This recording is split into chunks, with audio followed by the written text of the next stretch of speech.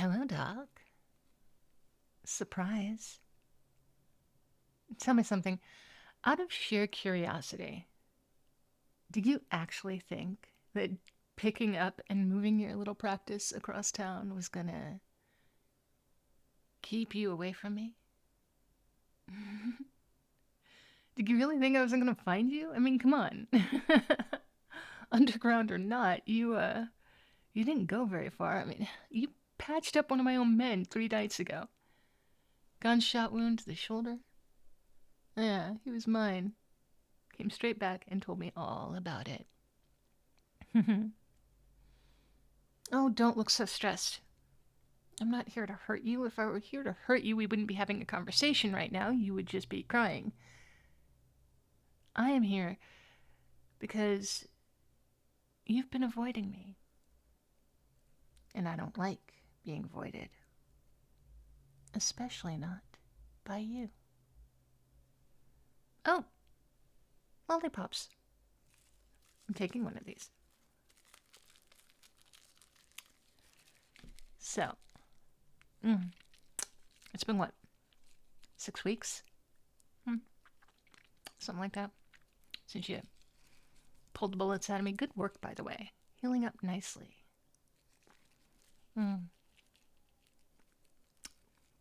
6 weeks. And then, suddenly, you disappear. Girl could take that personally. Hey, why didn't I get a lollipop that night? I was such a good girl. So brave. Didn't cry at all.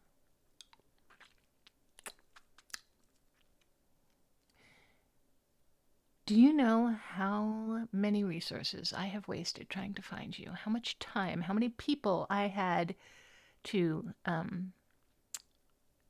question in order to track down a doctor who doesn't exist on paper? Sit down, please. I didn't ask you, I just told you sit down. Much better. So, I did some looking into you while I was looking for you. You're interesting, you know that? When did you lose your medical license?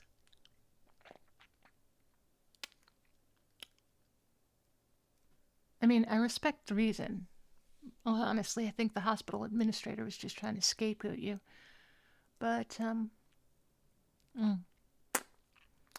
ever since, you've been working out of basements and abandoned buildings and warehouses. All saving the lives of people who can't go to a hospital without questions that they can't answer. A lot of desperate people. A lot of rough people. A lot of dangerous people. And the question for you is, why? I mean, you could have just walked away from all of it. You could have walked away from medicine entirely and found something safer. You didn't have to do this, but instead you got this whole underground thing going on. Why would you do that instead of just moving into a different business? You know, one you can actually claim on your tax returns.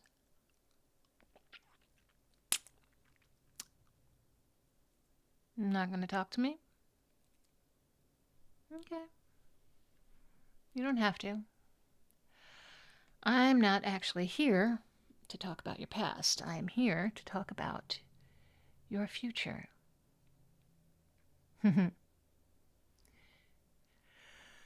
Well, you see, you saved my life 6 weeks ago, and that creates, an imbalance. I owe you a debt. And I don't like owing debts. So, I paid it. Here you go. This is everything. Everything under your real name. Every record, every warrant, every trace. The student loans that you had, those are paid.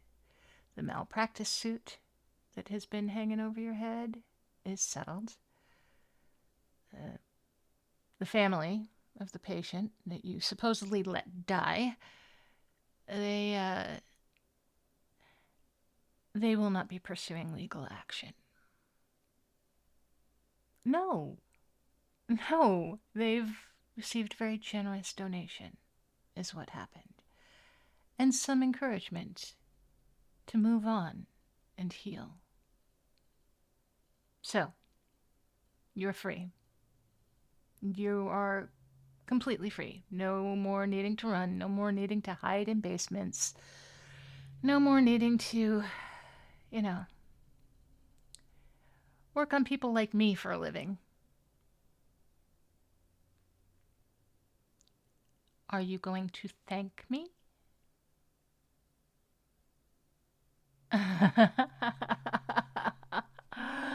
Oh, you're right. You're right. I do not do favors like this out of the goodness of my heart. I could have just paid you. But now, you owe me a debt. And it's a debt I intend to collect very personally. You're gonna come with me tonight. Oh, no. Don't worry. You've got everything you need. Your little underground clinic here will continue to operate. I promise you that. Consider it, an extension of my organization now. You will be better funded, and you will also be better protected. When my people get hurt, and they do get hurt, having a doctor on retainer only makes sense. But you're not going to be just a doctor anymore. You are mine. Oh. Look at that. You look afraid of me. You weren't afraid when you were wrist deep in my chest cavity. You weren't afraid when you told my second to shut up and hold the light steady or you'd let me die. You were brave then. Huh. But I will admit, that was very persuasive. Not for what you thought it would be. When I heard about it later, that's when I decided. Everyone is afraid of me. You know that? Everyone. My enemies, my allies, everyone. My friends and family are afraid of me. People stammer when I ask them questions. But you had my life in your hands and you took charge. You bullied my men into being nurses. That's impressive. And it seems like you don't care who people are. You just care about keeping them alive and I don't know. Maybe it's just been a while since anybody's looked at me like a person instead of a threat. Anyway, since you were so good at what you did, good in a crisis, I looked into you some more. I thought I wanted to hire you, like I said, keep you on retainer. But the more I looked into you, the more I realized I don't think I've met someone like you. I'm not the only mob boss that you have not been afraid of. I've seen and acquired many things in this career and territory. People, businesses, loyalty, fear, power, but I have never never acquired someone like you. Unafraid. Wary, yes. Cautious, sure. But afraid? No. Look at you. You're angry with me. I like that. Anger is honest. Most people try to hide that. When they're angry with me, they don't want to show it. They smile, they agree, they nod. They, yes, ma'am. Whatever you say, ma'am. Everything I say, they just go along with because they think that's what's going to keep them safe. And look at you sitting there glaring at me.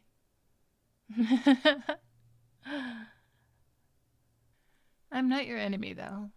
I'm not here to harass you.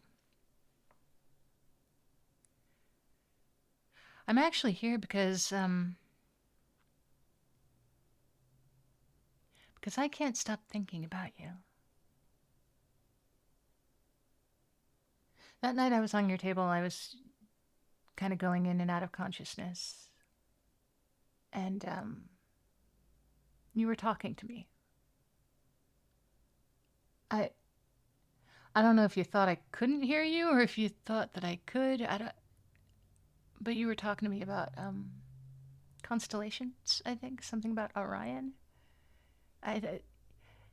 It's like I think you're trying to keep me calm, keep me present, keep me fighting.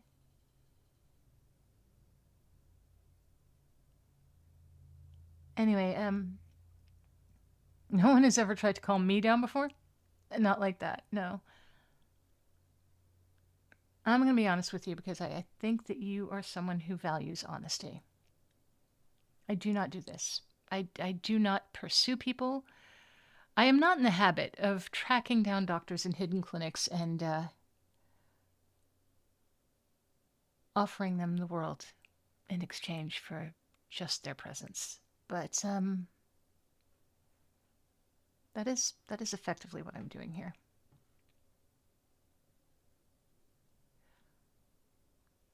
I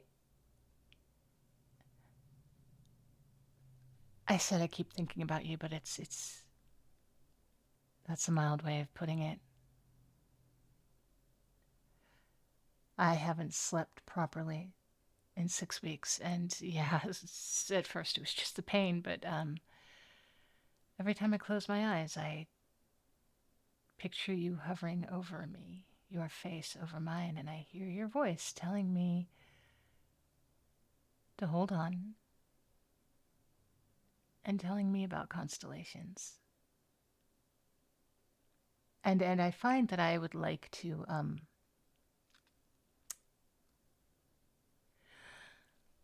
all right, you know what? Here's what's going to happen. You're going to come with me.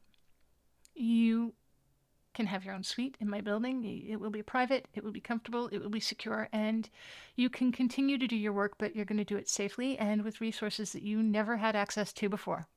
Not within the span of this particular segment of your career. And as I said, you will be under my protection. Nobody's going to be able to touch you. Nobody's going to threaten you. Nobody's even going to look at you wrong without answering to me. I've already made it clear to my men, to my entire organization, that you are off limits. You belong to me.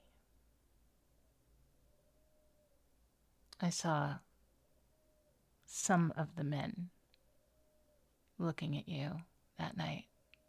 Like they're kind of sizing you up. They were trying to decide what you might be worth. I'm not saying that they were going to,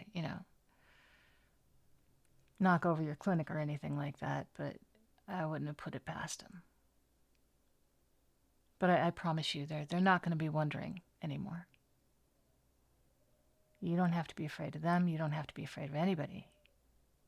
As long as you're with me, you are untouchable.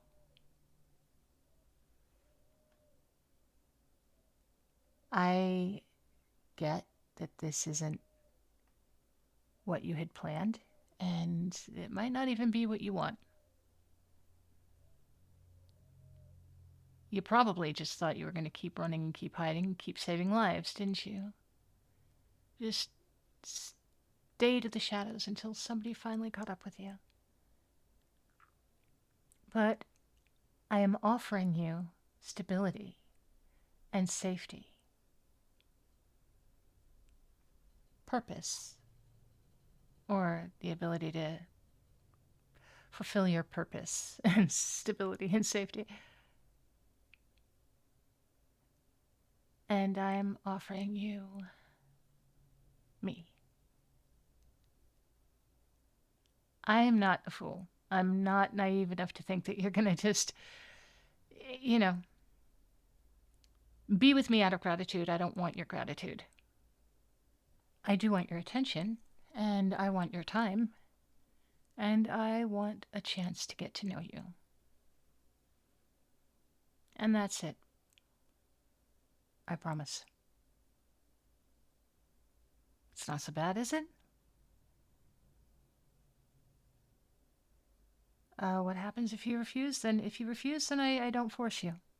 That's not what this is. You can still have the job. We could use you. But I should also be honest about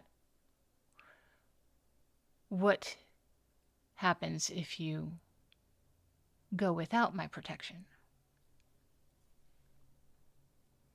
Eventually, people are going to find out what doctor saved me when they tried to get rid of me. They've been looking for you as much as I have, and they're not going to be here to thank you.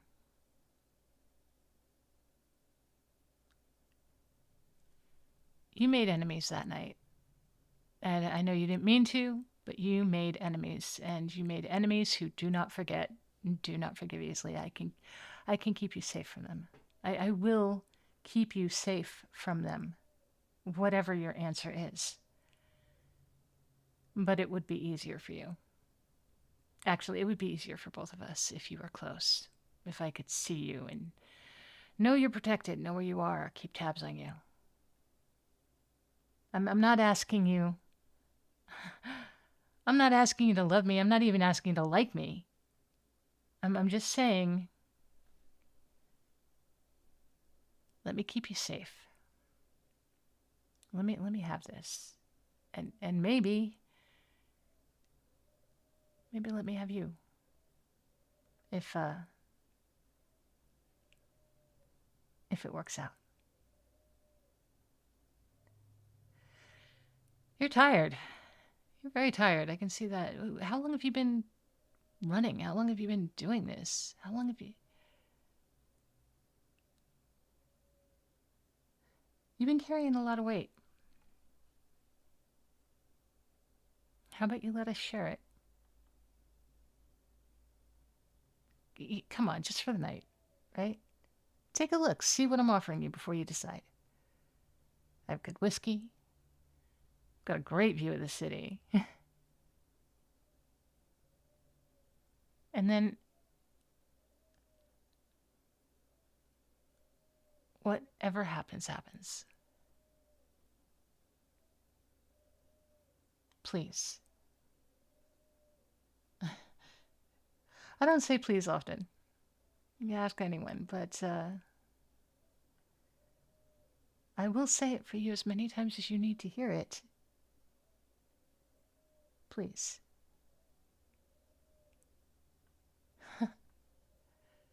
There you go. That wasn't so hard, was it? Look, I get you don't trust me yet. That's okay. That's fine. I get it. Trust is earned, you know? But I am going to earn it. I will be consistent day by day until you feel comfortable and you know that I am somebody, well, somebody who was worth saving that night.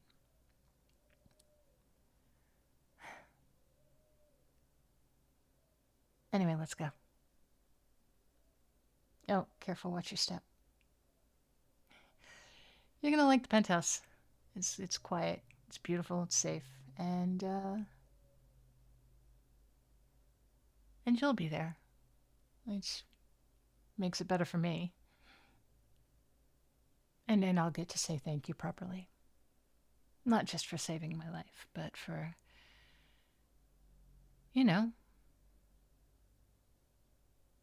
showing me the respect of treating me like a human instead of a boss.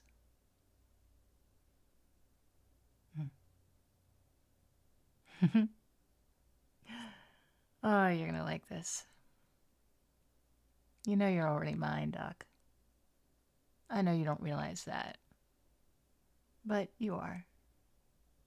You'll know it soon enough. Because you'll decide. Not because I'm gonna make you.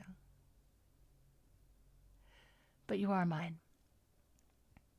And I take very good care of what's mine. So, let's get to the car. We can get there and you can sleep and we'll talk more in the morning. We'll have all the time in the world.